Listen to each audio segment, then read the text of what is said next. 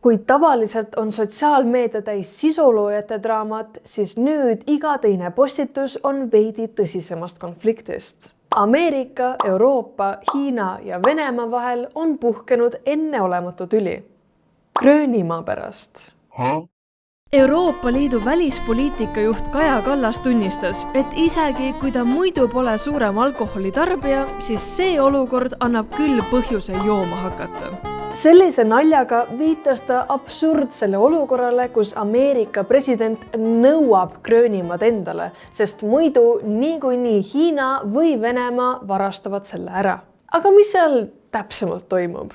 Miks Trump päriselt Gröönimaad endale tahab? Kuidas teised riigid olukorrale on reageerinud ja mis siis saab, kui ta Gröönimaad endale ei saa? Esiteks, see ei ole midagi väga uut, et Trump Gröönimaad endale tahab. Juba 2019 vihjas Trump Gröönimaa äraostmisele, nimetades seda lihtsalt veidi suuremaks kinnisvaratehinguks, aga kinnitas, et sellega kiiret ei ole. 2024 detsembris postitas ta Truth Socialis, et riikliku julgeoleku ja kogu maailma vabaduse tagamiseks peab Ameerika Gröönimaa omandiõigust ja kontrolli absoluutselt vajalikuks. Selle peale vastas Gröönimaa peaminister, et ei, me ei ole müügiks, ei praegu ega ka mitte tulevikus.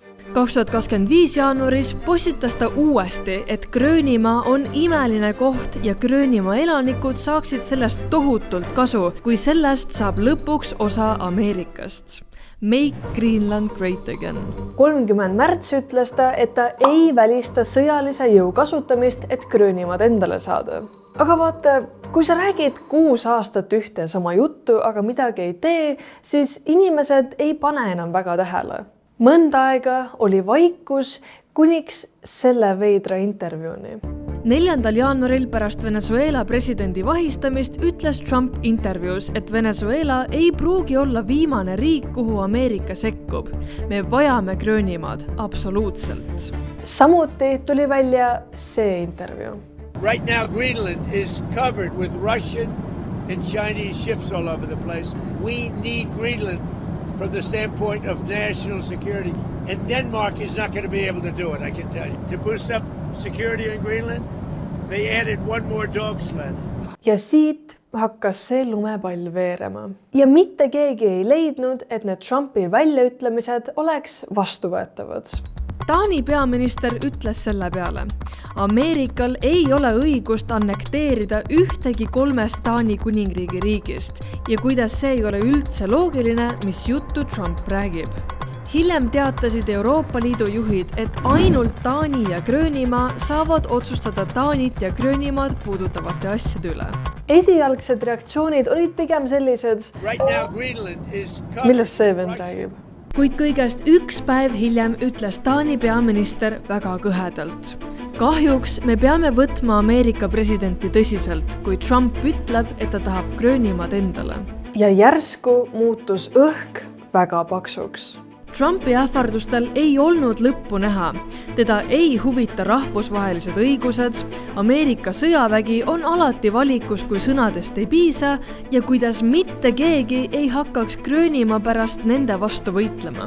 Taani peaminister tuletas meelde, et kui Ameerika kavatseb isegi aevastada Gröönimaa peale, läheks käiku NATO artikkel 5. Ehk rünnak ühe vastu on rünnak kõigi vastu. Lihtsalt öeldes, me läheks Ameerikaga sõtta. Kas sellega tuli Trumpil mõistus pähe tagasi?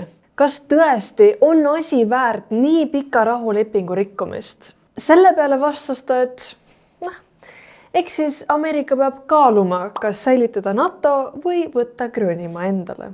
Kui alguses oli Trumpi motiiv väga selge, me peame kaitsma Gröönimaad, Venemaa ja Hiina eest, siis mida rohkem aeg edasi, seda veidramalt hakkas ta oma ähvardusi õigustama.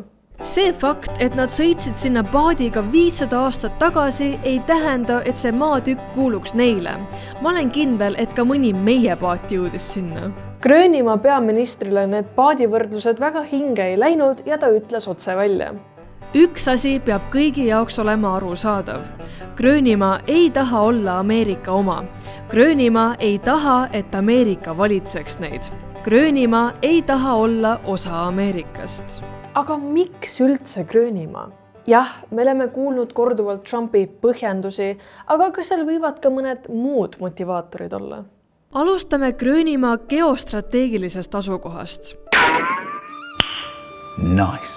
Juba praegu on Gröönimaal Ameerika õhujõudude baas, aga kui terve saar kuuluks neile, saaks seda baasi veelgi laiendada ning kogu saare infrastruktuuri militaarsetele vajadustele allutada.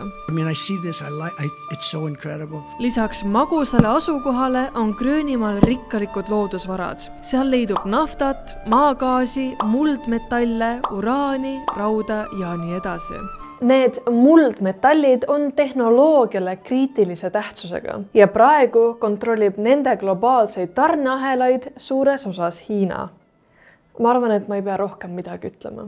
Igatahes, Euroopa riigid võtsid kätest kinni ja näitasid, et nad on igatpidi Gröönimaa poolt. Nad ei taha Ameerikaga tülitseda, aga nad on selleks valmis, kui asjaks läheb. Ja see ei meeldinud Trumpile. Üldse. Selle peale läks Trump Truth Socialisse ja kirjutas A4 teksti sellest, kuidas maailma rahu on kaalul, kuidas Taanil on sõjaväe asemel 3 koera kelku ja kuidas Taani, Norra, Rootsi, Prantsusmaa, Saksamaa, UK, Holland ja Soome saavad 10% tariifid, mis 1. juunil tõusevad 25% peale ja kehtivad seni, kuniks Gröönimaa müüakse Ameerikale. Selle peale hakkasid inimesed nalja tegema, et Trump vist endiselt ei saa täpselt aru, kuidas tariifid töötavad.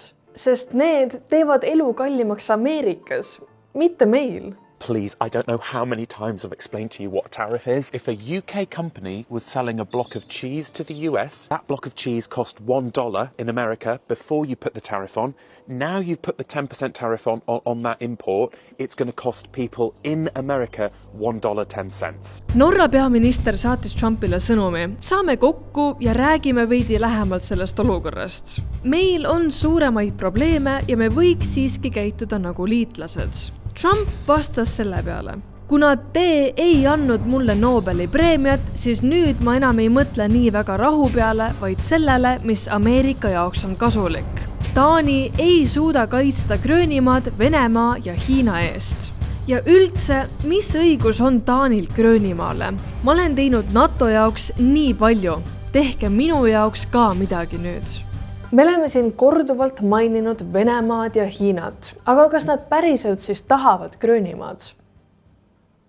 Ei.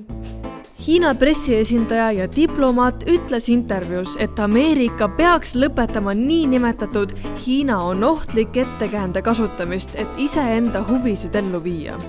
Venemaa president Vladimir Putin ütles, et neil ei ole mitte mingit vahet, kelle oma Gröönimaa on ja tegelikult tahaks Euroopaga suhteid taas soojendada. Kujuta ette, su terve kampaania sõnum on see, et Hiina ja Venemaa on nii ohtlikud ja siis Hiina ja Venemaa ei tunne Gröönimaa suhtes mitte mingit huvi. Päris piinlik olukord. Kõige selle taustal on Gröönimaa inimesed, kes on 2 käega tervele sellele asjale vastu. Trump pakkus vahepeal välja, et ta maksab igale Gröönimaa elanikule kuni $100,000, aga Gröönimaa inimesed teevad Ameerikat ainult maha.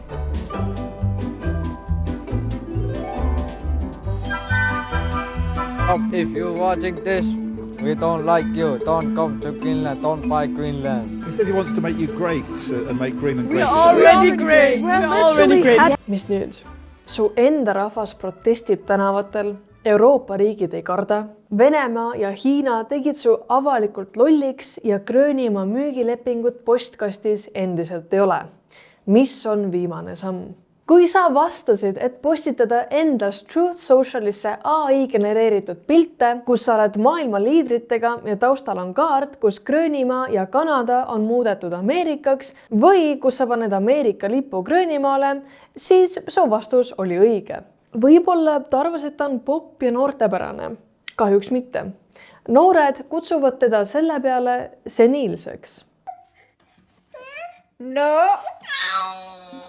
Igatahes, lõpuks ei jõudnudki see asi kuhugi ja Trump taganes. Ta ei ründa Gröönimaad ja ta ei pane ette loetud riikidele tariife peale. muidugi selles kauaoodatud kõnes, mis pidi terve kriisi lahendama, ajas ta 4 korda sassi Gröönimaa ja Islandi.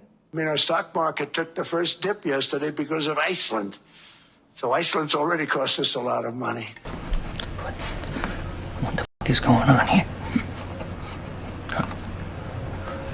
Terve see lugu on tõsine ja absurdne. Esimest korda ajaloos oli oht, et NATO laguneb seest poolt. Aga tervel sellel kriisil oli ka koomilisem pool, näiteks Trumpi enda postitused, mis pakkusid ohjeldamatult materjali meediale. Samuti ei osanud noored sotsiaalmeedias peale nalja tegemise mitte midagi muud teha. Spekuleeritakse ka seda, et enne seda konflikti tulid välja uued Epsteini failid ja pildid, kus on ka president Trumpi näha. Ja kogu see kriis on tähelepanu kõrvale juhtimiseks, et mitte nendest failidest rääkida. Ja lõppude lõpuks mina vist nõustun Kaja Kallase üleskutsega, et peaks hakkama jooma. Kummeli teed, et oma närve rahustada. Aitäh!